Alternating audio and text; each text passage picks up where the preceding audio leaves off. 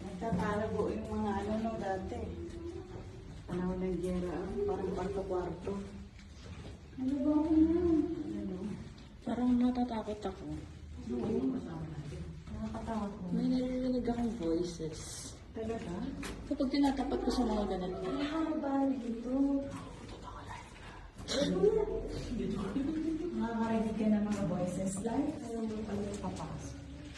Sorry. Katapusan? Charot. Ang lawak pala. Nakakatakot ba dyan? Wala na pong ilaw doon. Wala na. Huwag na tayo. So dito din ang labas? Wala na pong guide doon eh, kaya di naman. Bakit ako picture? Huwag na doon. Wala ba labas to?